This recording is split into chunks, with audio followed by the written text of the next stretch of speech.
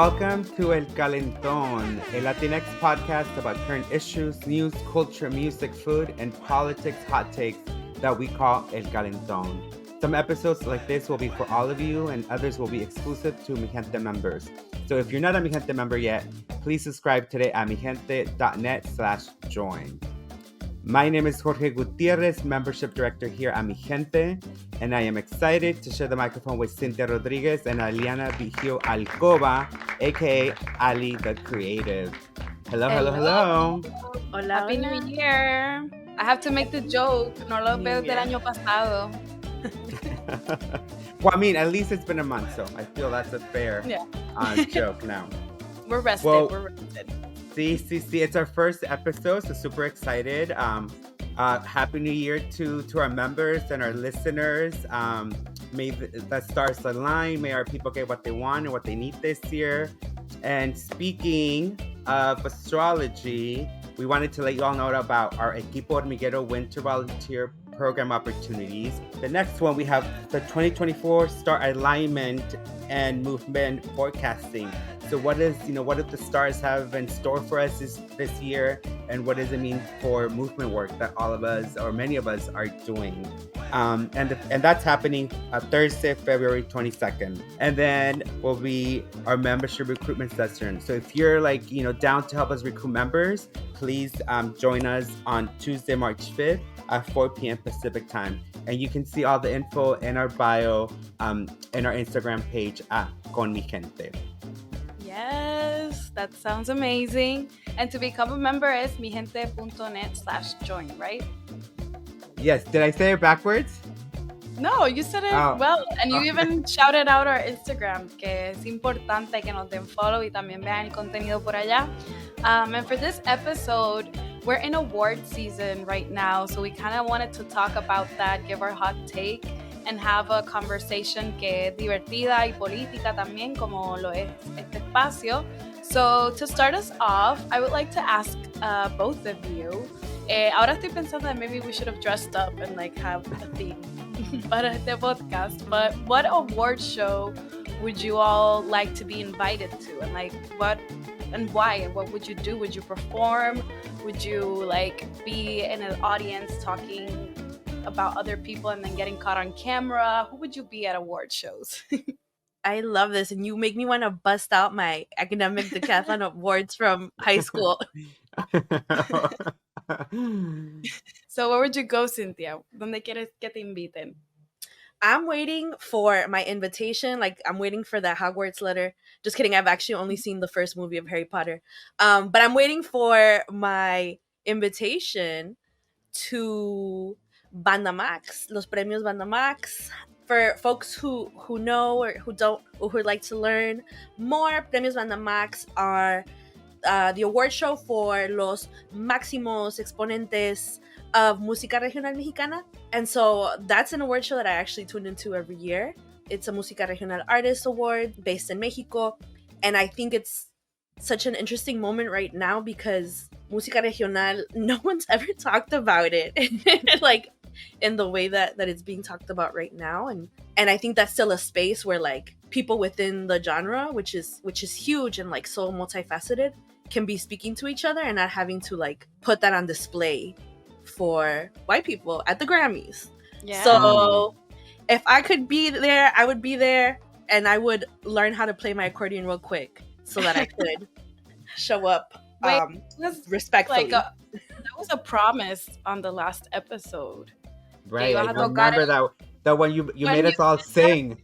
Y no me he puesto las pilas, but that's my commitment that I'm making. What about you, Jorge? Love it.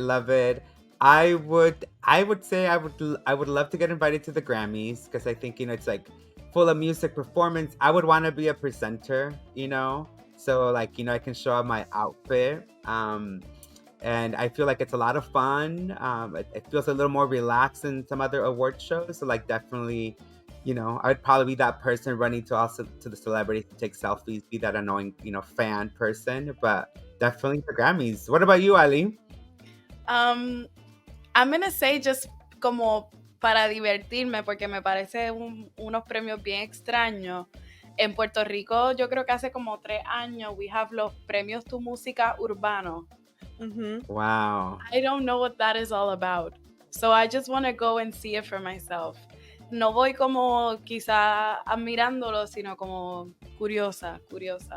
It's a very interesting arrangement que tienen allí. I think the first time that they happened, Ricardo Rosselló was still governor here in Puerto Rico, and the first lady, que obviamente super odiada, she was like a presenter there, like trying to be cool. It was so cringe. So I would just like to go. I'm urbano curiosa right now. I love it. Oila. But yeah, so we kind of like watching award shows. Can we like start en eso? Porque we kind of know about them. Sabemos que nos gusta, que no nos gusta. But we also have some critiques. I don't know if Cinthya wants to start us off with that. Sí, and you know, hay tantos awards. We could talk about sports. We could talk about books, literary world. But today we're focusing on music. And music at the intersection of everything that's happening in the world right now. I think I would argue that there was a main winner at the Grammys that didn't get their recognition. And so we're going to give them the recognition that they deserve right now. And that award goes to corporate greed. Ooh. I'm say sure more, that say me more. tenía así como que va a decir. Corporate greed, step up. Where you at? We're looking for you. I'm sure that folks are feeling it, seeing it, right? The rich only get richer, and our gente gets none of that, right? And in fact, those profits, the every single time award-winning new increases, new off the charts kind of profit that continues to exist happens on the back of our people. And so today we want to talk about corporate greed winning big at the Grammys, and in general this award season. The reality is that we are going to be having a conversation, not just on this podcast, but throughout the year here at Mijente about corporate greed and its different manifestations. When we're talking about corporate greed in terms of companies, organizations that are placing significance on increasing profits in a way that continues to enact harm and violence against workers, consumers, the environment, everything that's living and inhabiting here with us. So we've seen all over TikTok and all over social media that people keep talking about the Grammys as this kind of Hunger Games, right? That people feel like we're in the Hunger Games. And it's said so much que a veces empieza a perder el sentido, right? Like we're just talking about like, oh, I guess it's just the Hunger Games out here now, y'all. Like, for people who maybe haven't seen the movie Hunger Games, it's tan distópico ver los paralelos entre eso y lo que estamos viviendo ahora with late stage capitalism, because se parecen ya, the way that people are dressing, the way that people are so like calmly showing their wealth and like they're just like not paying attention to what's going on in the world, ignorando temas sociales, ignorando literalmente un genocidio que está ocurriendo en Palestina. So yeah, award season and award shows y todo este display of como que riqueza absurda, cada vez la gente está como más reacia a like empathize or like engage with that. Sí, they said let them eat cake. They really did. So con eso entramos a esta conversación, right? I think yes, the Grammys, corporate greed, the Hunger Games, and all of those comparisons will only be helpful insofar as we get real and name those relationships to power that come to light through these kinds of award shows and what it means for our lives, right? Because the Hunger Games are violent, and so what's the violence that's taking place here? Who's profiting? Who's benefiting from the people that are winning these awards, and what's actually left off the stage? Yeah. So, ¿qué piensan? ¿Qué les pareció? What stood out to y'all during these the United States of Grammys? Well, I think that it's important to note that a lot of people are like taking action and using these spaces that have a lot of como views y gente que está pendiente desde el Met Gala. La gente está como consistentemente showing up and protesting, and there was a protest before the Grammys that actually delayed arrival. So it actually hizo un stop en la normalidad de un award show que no tuvo ninguna responsabilidad pues, de justicia social whatsoever. So definitely people are there. Yo siento que a veces we feel these feelings. No sé si eso está redundante, pero and we kind of like think we're alone, but we're not. Hay mucha gente que está organizándose, que está respondiendo. And yeah, just like en cuestiones de inmigración, no sé si quieran hablar de eso, porque también fue ese día que aporta a lo distópico de todo esto. Yeah, so setting the stage for the Grammy, the stage is being set, one, with protests. I know folks from the Palestinian youth movement were out there blocking those streets in the rain. Setting the stage the same day, there's this big announcement, right, around this big national security bill that's happening the same day, that you can read more about on our Mijente page, where we see again that games are being played with immigrant communities, with our gente, within attempts to spend more money for war. And so these events continue to gloss. So you have the awards glossing over these things that are happening. Yeah. And after that, the show started. Todo el mundo entró. And I think it's very interesting to say that there was only just one person that called for a ceasefire on stage, and that was Annie Lennox. A lot of people have seen the video.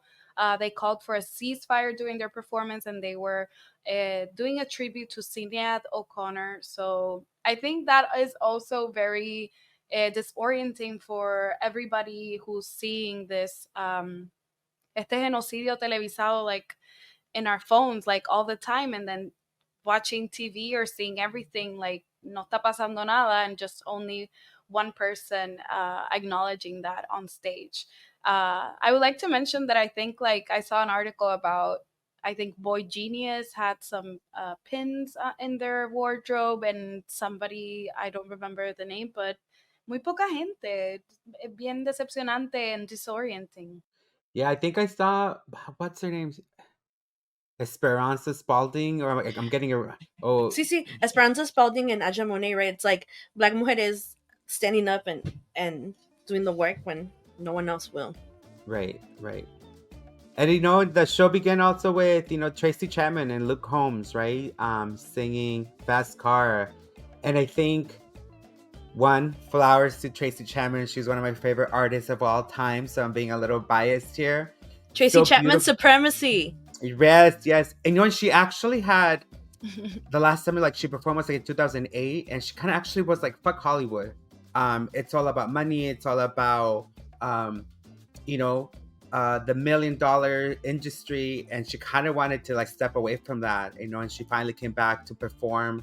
In the song Fast Car, like you all should listen to it. Don't listen to the Luke Combs rendition. Listen to the original Tracy Chapman one.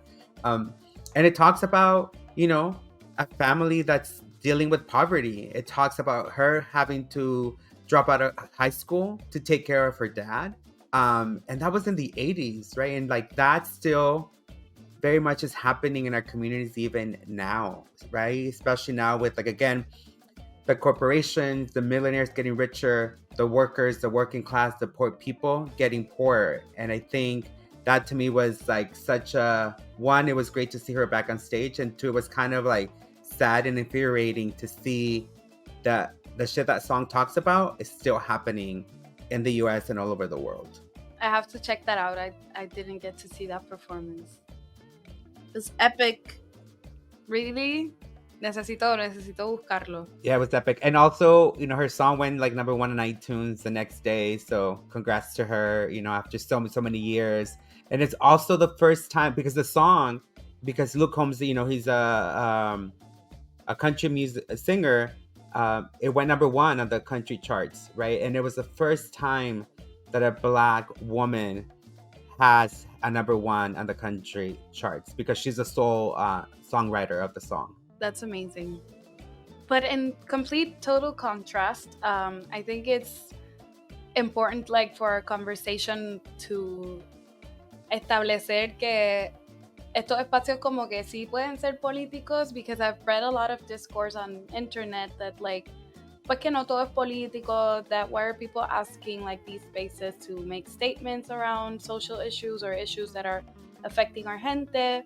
But the CEO of the Recording Academy, Harvey Mason Jr., sacó un momento durante el award season para ignorar por completo el genocidio que está pasando en Palestina y solamente hablar de las víctimas del Supernova Festival.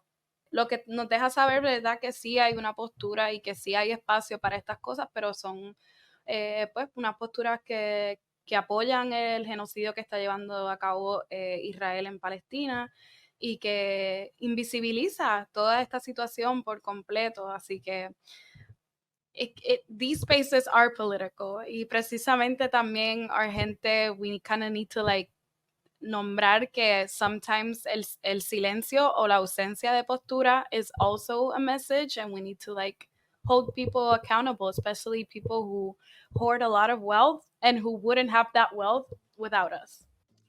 Definitely. And I think to your point, on that stage is upholding it's a stage of upholding the status quo, whether that's Zionism and white supremacy, the criminalization of Black and brown people. And I say that because we can talk about all the different ways in which, you know, these things show up at the awards.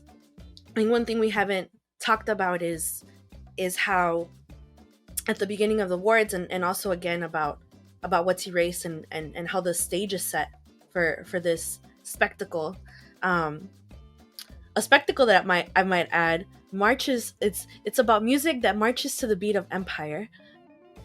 Ooh. Come on, Cinthya. Okay. Me siento inspirada por ustedes. But to that end, like, one of the things that I've been sitting with is, come on, artists, like, you're erasing the issues that affect you and your colleagues. Like, so at the beginning of in the pre-Grammys, right, and Killer Mike was arrested, and it was just like como si nada, you know, it was just como si nada, and it was just part of the show, him getting arrested, and after winning 3 Grammys on that day. And I wanted to name that because one of the things that I've been really interested in recently has been the use of rap lyrics in court, and convictions against folks. And so I've been reading about this case of a rapper and songwriter from Atlanta, McKinley, aka Mac Phipps, from New Orleans, who was convicted for a crime that he didn't commit, and spent 20 years imprisoned, and a part of that conviction had to do with music and lyrics. And there's this research that's been done that shows that there's actually over 600 cases, and that's just the ones that folks could find, where rap lyrics had to do with folks, were brought up in folks' cases. And for me, that's just like there's this larger problem here of like, artists, like, your music's being used against you, and obviously it's being used to target in particular Black and Latino, and obviously artists at this Grammy stage aren't going to talk about it, but it's an issue that's affecting the artist community, and that has implications, right? What does it mean for, you know, on the other hand, like música regional, you know, music that talks about also talks about things that can be brought up in court, like narcocultura, and so there's just a lot of implications. And so I think one of the things that's on the table too, right, is like what's the role of the artist during these difficult times? Yeah. And to know that like rap and, you know, hip hop have a history of speaking out, right? It's also that these genres and folks are being targeted specifically for having that trajectory in history of all, like whether it's like a police brutality, whether it's, you know, poverty, you know, they're being targeted, and I think that's like scary, and yeah, it's scary to think how it can trickle down to other things, you know.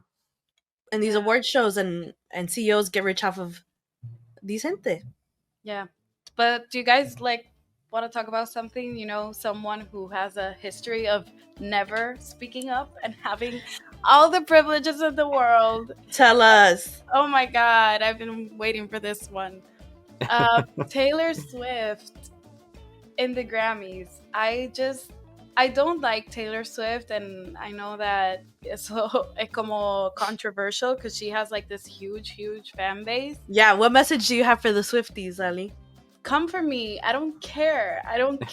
Like, I have the receipts, and like, we need to stop thinking that naming her faults is machismo, because it's not. Like, that has been the blanket that she has used as a white woman for many years, and yo, como una mujer blanca puertorriqueña, puedo nombrar que cuando alguien me señala algo, like, I can't hide behind esto es machista or you're canceling me because I'm a woman. No, te estamos nombrando that you're being one of the world's greatest polluters right now, using your private jet like it's nothing.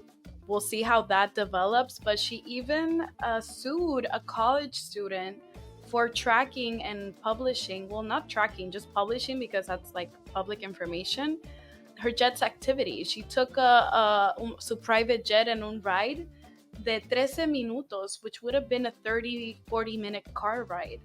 Like, this person does not care about the environment or people, porque when we talk about the environment, para mucha gente maybe it's like abstracto, pero we're talking about our place to live y la capacidad de vivir en este planeta por mucho tiempo.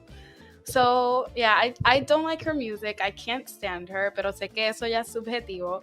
Pero when the facts hit, like, esta persona no me parece una persona responsable ni coherente with the things, with this feminist branding that she has carried on for so long. And also, I don't think she deserved Album of the Year. I don't think hay que seguir premiando la mediocridad de esta mujer. I'm sorry. I think SZA should have won 100%. So yes. That's my descarga. I could keep going, pero me voy a cuidar de las Swifties. And then on top of that, ¿cómo se atreve to ignore Celine Dion?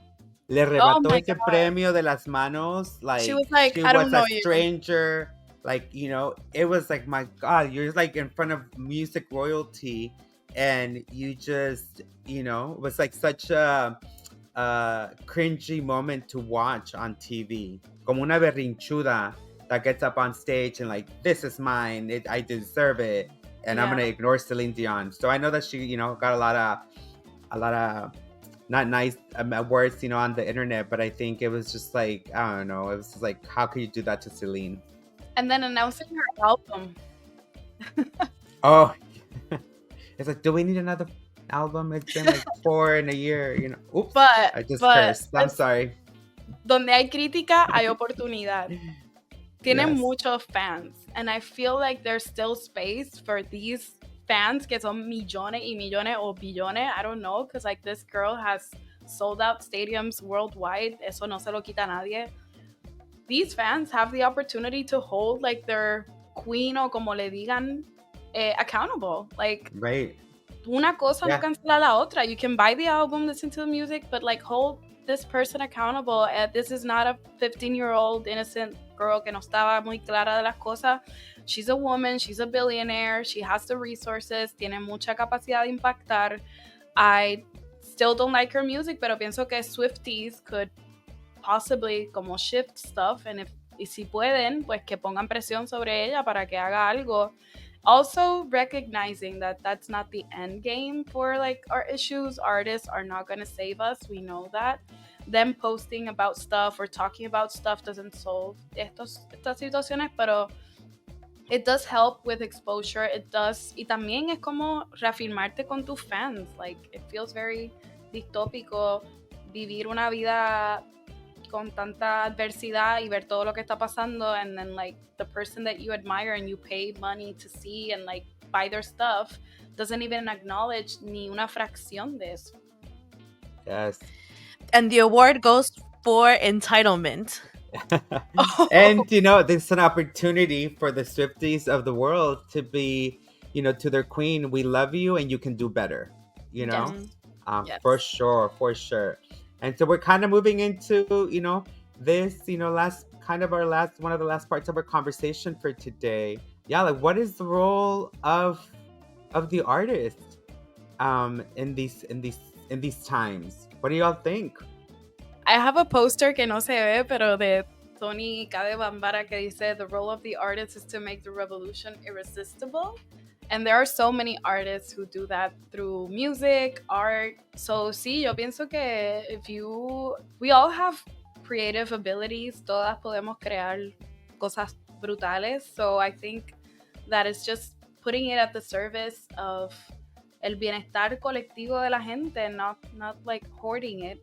Y yo siento que en la industria ya más alto, pues quizás no hay tantos artistas que se mantienen en eso, pero sí los vemos, como Annie Lennox los vimos, como lo que estábamos discutiendo, Tracy Chapman y Luke Combs, so es posible. Sí, cultural workers, right? Like cultural workers presente, right? I think when we're talking about these celebrities and fan bases, we're also saying, like, to your point, celebrities no nos van a salvar, el pueblo salva al pueblo, and cultural workers are the pueblo, and have been, and we have inherited that genealogy of artists that every single time there's oppression, there's resistance, and that has always included art in so many ways, right? And so how do we continue to also, as organizers, as folks in movement, actually uplift and encourage the artists that are speaking out and not the ones that aren't? Yeah, 100%. And like boycotting and como que exigir a estas personas que se sienten tan lejanas, like it actually works. Como sometimes we feel like there's no way to change this, o esta persona nunca nos va a escuchar, pero like these people aren't nothing si nosotros no les apoyamos, if we don't listen to their music, if we don't buy their stuff. So sí, yo pienso que estamos entrando en una época de, yes, like seeing corporate greed and seeing like esta futuro late stage distópico de Hunger Games, pero también no olvidemos el poder que tenemos nosotras y apoyar especialmente artistas locales. En Puerto Rico muchos artistas locales han estado en la calle y ofreciendo su arte y su creatividad for pro-Palestine activities, protests. So yeah, es como uplift that y exigir más de la gente que más tiene y que más puede. Yes, I'm with both of you. For me, I say that, like, yeah, like, I think I see no problem with the artists being recognized for their work and their artistry, and a lot of times these awards, these platforms, help artists, launch their careers or get bigger, get more famous, get more fans. And I think that there's nothing wrong with that. But I do think that they have a responsibility to talk about the issues that are impacting our people and including their fans, so I'm with you all. ¿Qué nos dices? ¿Qué nos cuentas? ¿Qué ves ahí en Hollywood? In Hollywood, I mean, Cinthya's asking because I live in LA, pero pues, Hollywood is its own bubble as we know it, a millionaire's club kind of thing. But for our temperature check, our hot take moment, after all of this conversation about corporate greed and awards and millionaires and all the bad and good stuff that's happening in our communities, how do you really feel about award shows? I always forget, like, feeling más caliente sobre algo feels that I like it more or less. Because I think I feel cold towards award shows right now, and it's a temperature check. It was hard to enjoy it. Like, I couldn't finish it, and I watched it por partes. I think because of what we've all talked here. But it's still pop culture, it's content que like generate these types of conversations. So in that sense, I think that we need to keep paying attention and just like holding all these people accountable. Abolish the award industrial complex. Yeah. Cinthya with the one-liners. Abolish the award industrial complex. Yeah, I think that I just imagine all the money that goes into these things and what that would mean for our communities. And I think that, the last award show that I sat down and planned to watch was actually the Latin Grammys last year, because wow, I was like, what the in Spain? We gotta analyze this. We gotta see what's happening, right? So actually, a little some fun facts for people who don't know. There's the Grammys, and under the Grammys, there's like some Latinx categories, which also like Latinx at the Grammys, my hot take is boring, pero you know, there's the Grammys, there's like a few Latinx categories under the Grammys, and then there was the creation of the Latin Grammys. But prior to that, there's also the Latin billboards that exist, and also Premio Lo Nuestro, which is hosted by Univision. And those spaces have been spaces for even less political conversation than the Grammys, I would say. Even less of a space for acknowledging what's happening to our gente. And so I think there's a time where we actually won't need that, and artists can be recognized in different ways. Pero no sé cómo llegamos ahí. ¿Qué dices, Jorge? Well, I'm going to contradict both of you. I love award shows, and I think that politics belong on all kinds of stages, including award shows, including the Grammys and so many others. And I think that they can be helpful to artists, but also I think that there's a responsibility for artists to speak up. And we also encourage our, folks listening to also like support the artists that are speaking up, right? Like Melissa Barrera, watch all her movies and her shows. Kelani, yes. Victoria Monet, right, who has uplifted Palestine. Lauren Jauregui, I follow her on Instagram. I don't know if I'm saying her name. I think she's a Cuban artist, but has been super outspoken about what's happening in Palestine for a while now. They were part of like a group before, right? Or am I confusing? Fifth Harmony. Oh, yeah. Oh, yes, that's right. Fifth Harmony. Yeah. I remember. I forgot that. I totally forgot that.